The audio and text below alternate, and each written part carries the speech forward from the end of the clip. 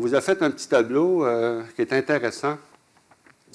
Quand les gens disent ben, je paye mes taxes, puis bon, on a pris une famille, on pourrait le faire pour tout le monde, là. On pourrait ventiler tout le monde, puis dire combien coûte le service d'incendie, le déneigement, les travaux publics. Bon, on pourrait faire tout ça, là. On l'a pris juste au niveau des loisirs. On a pris une famille de 2 adultes, 2 enfants. On a supposé que c'était une famille active qui profitait des loisirs, des services que la ville lui offrait. Donc, on a pris un jeune garçon et une jeune fille qui vont au camp de jour l'été. Vous connaissez les camps de jour. Le jeune garçon est actif, il joue au hockey et puis il joue au soccer. Puis la jeune fille fait du patinage artistique. Elle pourrait jouer au hockey aussi, là. Ça, bon, c'est plus ou moins important. Mais on voit que cette famille-là, le coût municipal pour ces activités-là, ça coûte à la ville 3 141 $. Ça coûte à la famille 1 725 $ avant impôt, parce qu'il y a des crédits d'impôt maintenant pour les activités sportives pour les enfants. Donc, vous voyez que déjà, juste au niveau du sport, cette famille-là, si elle a une maison moyenne, n'en a plus que son compte de taxes. C'est juste les loisirs. Fait que si on parle de tous les services, alors on voit que ce n'est pas tout le monde qui en bénéficie, ce n'est pas tout le monde qui a ça. Mais quand on parle d'une collectivité, quelqu'un peut me dire, oui, mais moi, écoute, je ne joue pas au soccer. Non, c'est vrai. Vous allez plus souvent à la bibliothèque. C'est bon, un paquet de services que vous utilisez, que ce soit les pistes cyclables, en tout cas. Une collectivité, c'est ça. On l'a fait pour les loisirs, pour voir qu'est-ce que ça donnait. Puis on était, donc quand on regardait le portrait, c'est tout de même étonnant. Au niveau des loisirs, on a tout de même une bonne politique de loisirs qui est facilement accessible. Donc, ça donne un portrait assez intéressant. Alors, on parle un peu d'ajout de services. Le compte de taxe augmente de 1,15 % en moyenne. Alors, on a mis quelques services qui sont améliorés. Donc, l'aréna Marcel Larocque, bien sûr, qui va être subventionné à 100 %. On parle aussi de l'Imagine qui vient d'être construit, 370 000 $. Des jeux d'eau dans les parcs, comme je l'ai mentionné tout à l'heure, il y en a pour près d'1 million. Service d'autobus le dimanche. Nouveauté cette année également, le Conseil a décidé d'orienter 100 000 $ supplémentaires pour la réfection des trottoirs. Donc, c'est une première. Et j'espère qu'on va continuer parce qu'on sait qu'il y a beaucoup de réfections à faire sur des trottoirs. Un anneau de glace au centre-ville. On ne parle pas d'un anneau de glace artificiel, on parle d'un anneau de glace naturel, tout près du vieil aréna, donc dans le parc Richard-Lafontaine. C'est une expérience qu'on va essayer.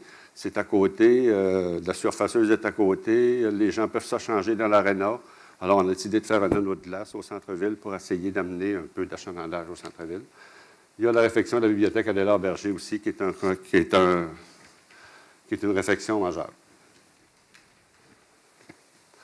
On a fait aussi un petit portrait de la situation pour voir un petit peu qu'est-ce qui s'était passé les dernières années au niveau de la hausse de taxes, des dépenses, puis par rapport à l'inflation. Alors, on s'est comparé.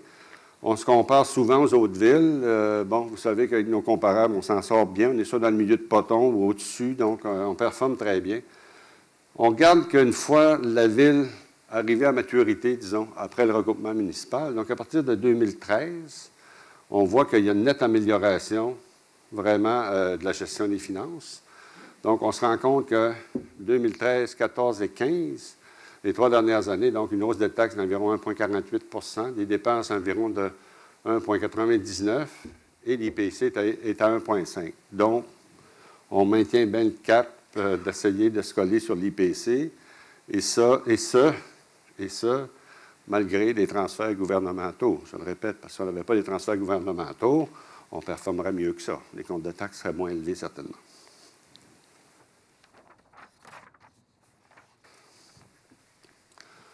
Alors, les dépenses, alors on voit la variation des dépenses. Je ne les passerai peut-être pas toutes.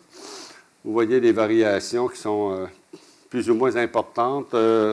Généralement, c'est soit à cause de l'ajout de services, de l'équipement informatique, des changements de voitures, de police ou même de flotte, généralement des travaux publics.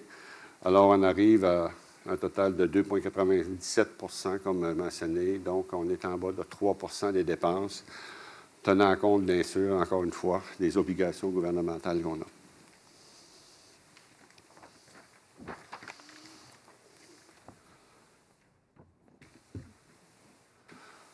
Alors, la distribution de l'ordre de dépenses par service. Alors, où va chaque dollar? Donc, comment c'est réparti?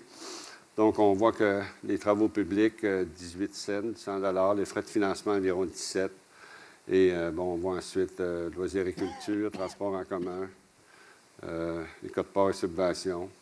Donc, comment ça répartit dans notre assiette, si on veut dire, les dépenses, comment ils sont répartis, c'est de cette nature-là. Donc, on vous présente ce petit tableau-là. Et ce qui est important aussi, au niveau du service de la dette, le service de la dette pour 2013 à 2014, donc les chiffres qu'on est en voie de réaliser, il y a une baisse de 6,8 millions de la dette. Donc, on pense qu'on devrait terminer l'année 2014 avec une dette de 164,2 millions au lieu de 171 millions, telle qu'elle était en 2013.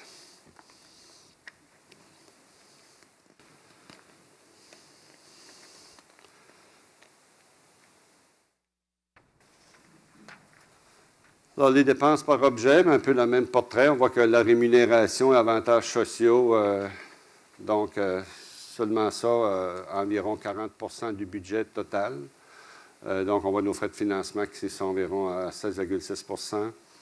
Et donc, c'est sûr que comme on est une ville, c'est une entreprise de service. Donc, la très grande majorité, bien sûr, des frais sont reliés à la rémunération. Ils représentent 40 du budget de fonctionnement dans sa totalité. Donc, c'est tout de même important.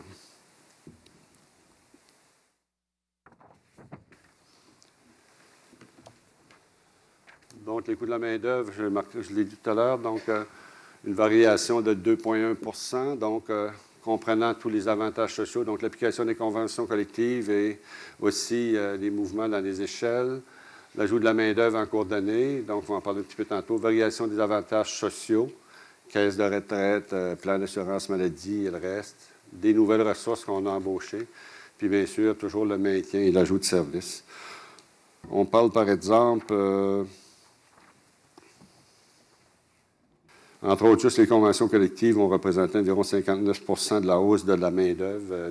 Donc, c'est sûr que c'est une part importante. Donc, on espère renouveler les conventions collectives assez rapidement en 2015.